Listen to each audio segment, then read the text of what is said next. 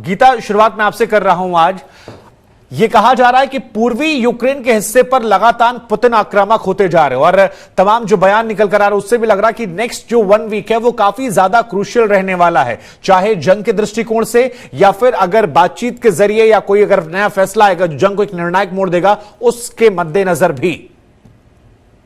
देखिए शुभांकर, अभी Saint Petersburg economic forum से रूस पे जो हो रहा था वो कवर करके हम वापस आए हैं।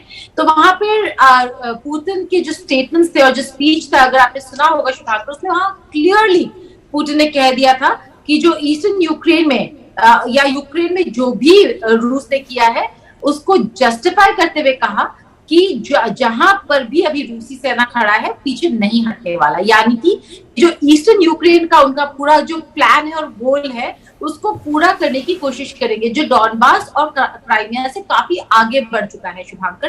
लेकिन जो आपने आखिरी पॉइंट अपने न्यूज पॉइंट्स में बताया वो बहुत इंपॉर्टेंट है। यूरोपियन यूनियन की इस हफ्ते बहुत क्रूशियल है, क्योंकि ज़ेलेंस्की ने एक स्टेटमेंट में कहा कि ये कैंडिडेट स्टेटस मिल सकता है यूरोपियन यूनियन को, और इसी वजह से ईस्टर्न यूक्रेन में आप इस हफ्ते बहुत ज्यादा अग्रेशन देखेंगे, जो सही है। अग्रेशन बढ़ गया है, कहीं ना कहीं रूस चाहता है जल्द से जल्द जो उनके गोल्स है वो पूरे हो। लेकिन ये आपको जानना बहुत जरूरी है शुभांकर कि ज़ेलेंस्की जब ये कहते हैं कि बड़ा फैसला यूरोपियन यूनियन का हिस्सा बन जाएंगे, यूरोपियन यूनियन का हिस्सा बन जाएंगे तो क्या फायदे हैं यूक्रेन को? क्या यूरोपियन यूनियन एक मिलिट्री संघ है?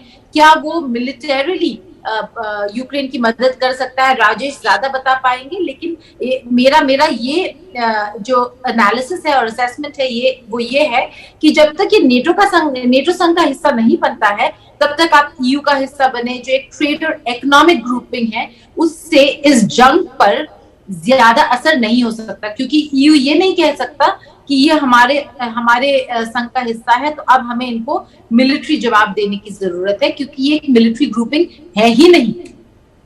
जी राजेश, यही सवाल आपसे जो गीता बात कह रही हैं कि अगर इसका हिस्सा वो बन भी जाते हैं तो इस युद्ध पर क्या इसका कोई बड़ा असर पड़ेगा?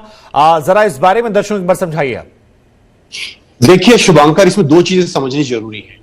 ये जो बात चल रही है जिसका अभी गीता मोहन ने जिक्र किया है, ये यूरोपियन यूनियन का मेंबर बनने के लिए नहीं है, ये उसका फर्स्ट स्टेप है कैंडिडेंसी के लिए। क्योंकि यूरोपियन यूनियन की कैंडिडेसी के लिए भी एक बहुत लंबी प्रोसीजर है जिसमें सालों लग जाते हैं। तो कहीं ना कहीं यूक्रेन को यह उम्मीद है, और जब अभी पीछे फ्रांस, जर्मनी और इटली के जो हेड ऑफ स्टेट्स आए थे कीव में, उन्होंने उसे भरोसा दिलाया था यूक्रेन को कि हम इसको आपके लिए बहुत शॉर्ट कर देंगे, और अगर आपको हम डायरेक्टली कैंडिडेसी का एक स्टेटस दे देते हैं, इसका मतलब कई साल की प्रक्रिया को हमने कम कर दिया है, और कहीं ना कहीं जो आपकी मेंबरशिप उसको फास्ट ट्रैक करने की कोशिश की जा रही है। लेकिन मैं आपको बता दूं, ये एक इकोनॉमिक यूनियन है। यूरोपियन यूनियन जो है ये एक इकोनॉमिक यूनियन है, ये एक मिलिट्री यूनियन नहीं है नेटो की तरह। नेटो एक मिलिट्री अलायंस है, ईयू या यूरोपियन यूनियन एक मिलिट्री अलायंस नहीं है, ये एक इकोनॉमिक अलायंस है। कहीं ना कहीं इनका आपस में संबंध जरूर है, लेकिन कैंडिडेसी से स्टेटस मिलना यूक्रेन को अपने आप में इस युद्ध पर कोई फर्क नहीं डालने वाला, क्योंकि जो लोग यूरोपियन यूनियन में इस वक्त यूक्रेन की कैंडिडेसी को पुश कर रहे हैं, ये वही लोग हैं, वही मुल्क हैं जो इस वक्त पूरी ताकत से बड़ी मात्रा में भारी हथियार यूक्रेन को सप्लाई कर रहे हैं लगातार। तो उसमें कोई भी फर्क पड़ने वाला नहीं है। ये सिर्फ एक तरह का मोरल बूस्टर होगा यूक्रेन के लिए कि यूरोप उनके साथ खड़ा है और उनको कैंडिडेसी का जो है एक स्टेटस दे दिया है। लेकिन अगर ऐसा नहीं होता तो इसके विपरीत बिल्कुल यूक्रेन के लिए एक बहुत बड़ा शॉक होगा। ये मोरल जो है उनका बिल्कुल नीचे चला जाएगा। और उनको मैं आपको एक चीज बता दूं, बहुत बड़ी खबर है कि यूक्रेन की जो सेना है इस वक्त वहां बहुत बड़ी तादाद में डिजर्शंस हो रहे हैं, यानी कि सैनिक बिना परमिशन के चुपचाप फौज का इलाका या युद्ध का इलाका छोड़कर चुपचाप वहां से भाग रहे हैं। और ये खबर अमेरिकन इंटेलिजेंस ने दी है। तो अगर कैंडिडेसी नहीं मिलती तो देखिए इसका सीधा इंप्लीकेशन जो सैनिक लड़ रहे हैं मोर्चे पर, यूक्रेनी सैनिक, उनके ऊपर पड़ेगा। और जो डिजर्शंस की समस्या इस वक्त यूक्रेनियन सेना जूझ रही है वो और गंभीर होने वाली है आने वाले समय में, और फिर वो जो लोहा लेने की बात करते हैं रूस से वो नहीं ले पाएंगे। शुभांकर जी। गीता, यहां पर जो बात राजेश कह रहे हैं इस पर कुछ आप एड ऑन करना चाहेंगी? ये बिल्कुल बिल्कुल बहुत इंपॉर्टेंट बात कही राजेश ने। जो यूक्रेन में सेना से लोग खुद चुपके क्वाइटली निकल रहे हैं। देखिए रूस में और यूक्रेन में ये बहुत बड़ा फर्क है, क्योंकि यूक्रेन इसे युद्ध मानता है और रूस के लिए स्पेशल मिलिट्री ऑपरेशंस है। या रूस में अगर आप जाए तो जो यंगस्टर्स बच्चे अपनी पढ़ाई कर रहे हैं वो पढ़ रहे हैं, जो बाहर जाना चाहते हैं बाहर जा रहे हैं, जिन देशों में रूस अलाउड है जाना, क्योंकि बहुत सारे फ्लाइट्स बैन है, लेकिन जैसे यूएई, इजिप्ट जैसे कंट्रीज, भारत जैसे देश, जहां पे भी वो बिजनेस करना चाह रहे हैं कर रहे हैं। लेकिन यूक्रेन में वो माहौल नहीं है। 18 साल से अगर आप ऊपर के लड़के हैं तो आप यूक्रेन नहीं छोड़ सकते हैं। अगर जानते हैं कि आप यूक्रेन में हैं तो आपको आर्मी का हिस्सा होना होगा। देखिए बहुत जज्बा है यंगस्टर्स में यूक्रेन में। हमने बहुत लोगों से मुलाकात की जो खुद यूक्रेन की सेना के साथ, जो टेरिटोरियल फोर्सेस है उनके साथ जुड़कर शुभांकर अपने देश के लिए लड़ना चाह रहे थे, लेकिन सब ऐसे नहीं थे।